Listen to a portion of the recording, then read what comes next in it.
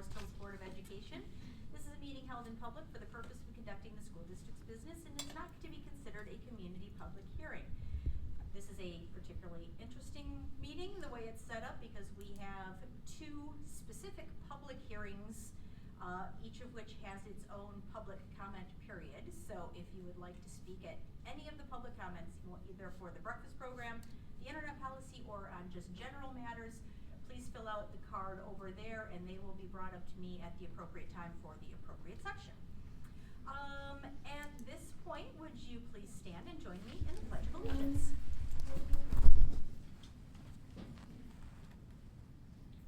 Pledge allegiance to the flag of the United States of America and to the republic for which it stands, one nation, under God, indivisible, with liberty and justice for all.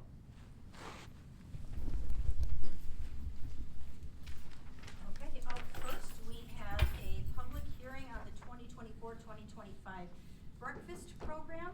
Breakfast programs are mandated for schools with 20% or more students that receive free and reduced price lunch.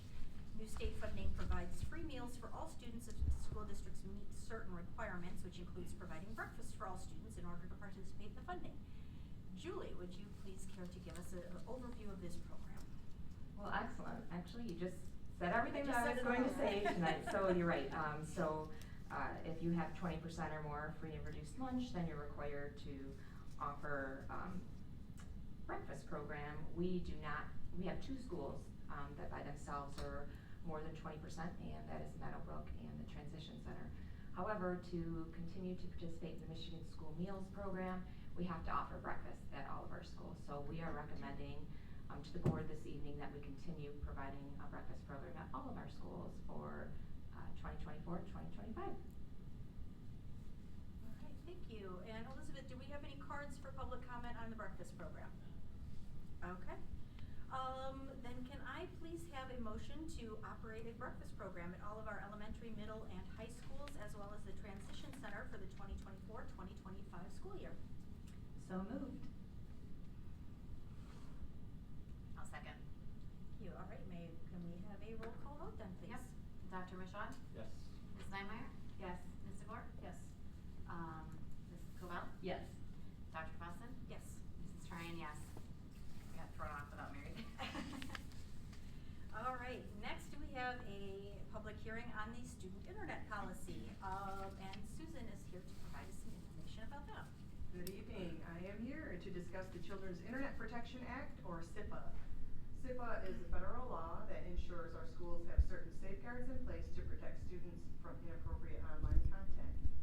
Compliance with SIPA is required to receive E-rate funding, which helps us afford our internet technologies for the schools.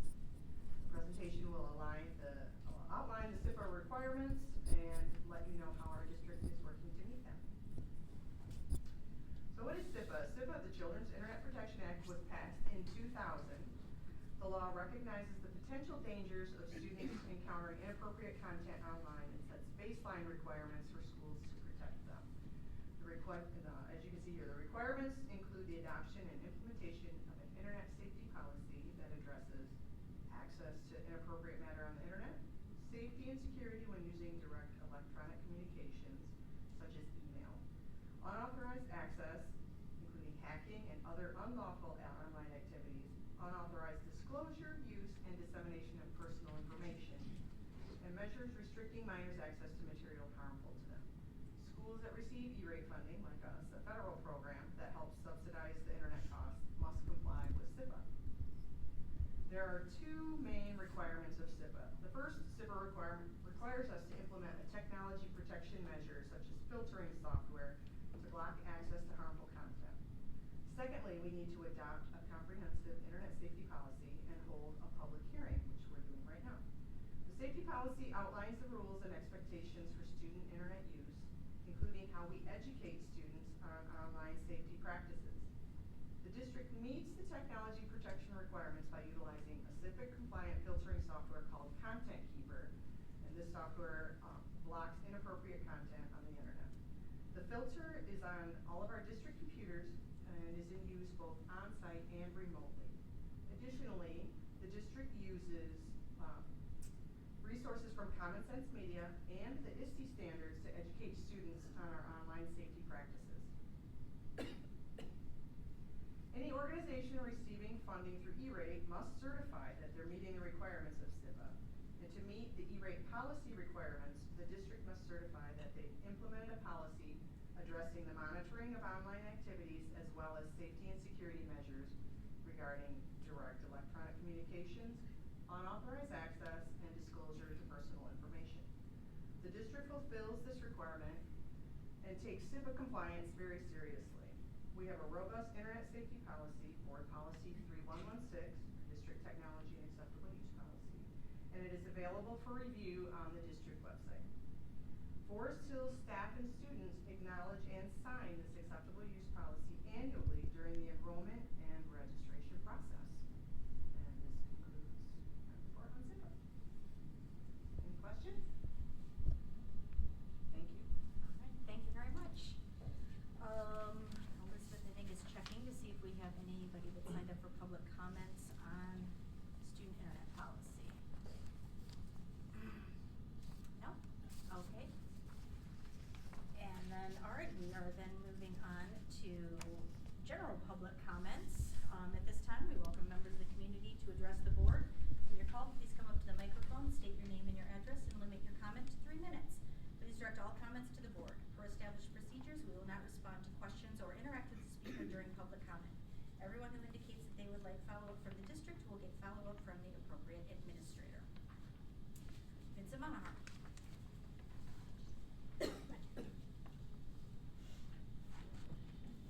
Vincent Maher, you'll find me at 6860 Cascade Road, and this speech represents my views only and no affiliated organization.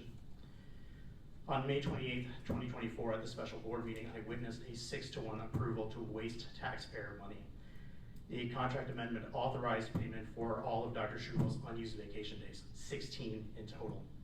The amount awarded was over $12,000 of taxpayer money, roughly $86 per hour for PTO never taken. This is before Social Security and taxes, which will also be funded by taxpayer money. Use simple math, and we will calculate that this is added to a generous salary of roughly $195,000 for the year. Now consider that if she is paid per hour, the board is now double dipping, giving her money both for working and for unused PTO. If she is salaried, you have given her a $12,000 bonus on top of a nearly $200,000 salary for no more work than she would have already done. Paying unused PTO was not negotiated in her original contract. Board discussions suggest that her contract explicitly stated that she would not be paid for unused PTO. Dr. Schubel accepted these terms and signed.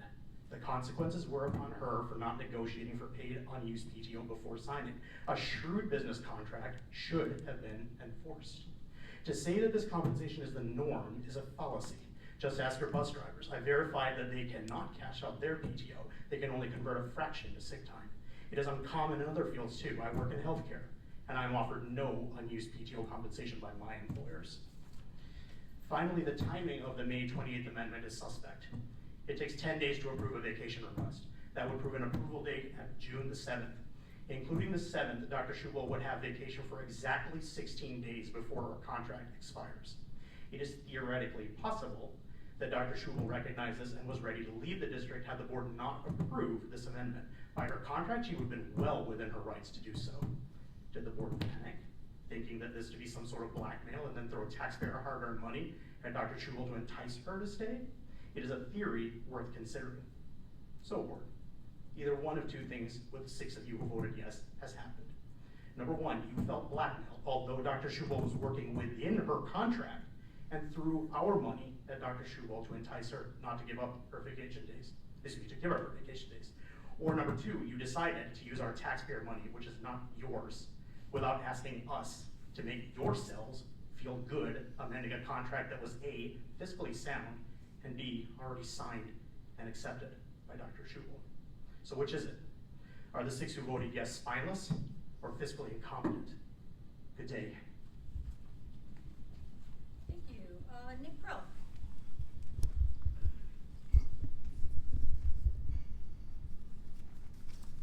Nick Brill. I'll just kind of echo what Vincent said. You know, it's appalling to me that a year ago, almost a year ago to the day, we sat in the other room while a rushed decision was forced in front of this board to make the decision to hire Dr. Schubel. And one concern that a lot of people brought up was her experience was from East Grand Rapids, where she didn't have a transportation department. And could she be effective in her role, given the fact that she had no experience with a district that had a transportation department, let alone one that continues to struggle as ours does here.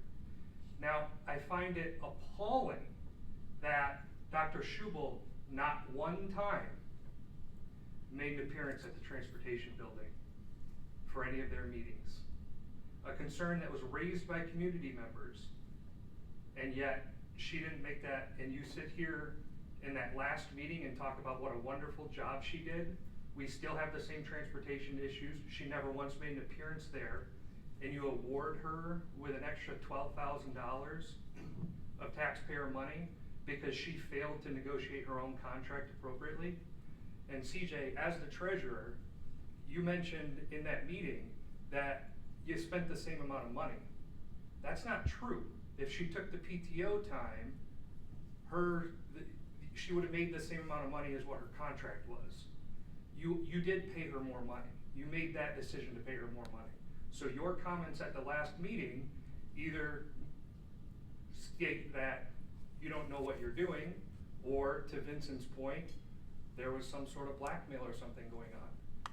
And frankly, if that's your view and you don't understand employment contracts like that, not quite sure you should be the treasurer of the school board. Thank you. All right, at this time, public comments are closed. There we go. The board thanks you for your input, and the appropriate district representative will follow up with those who asked for it. Is there any other business before the board?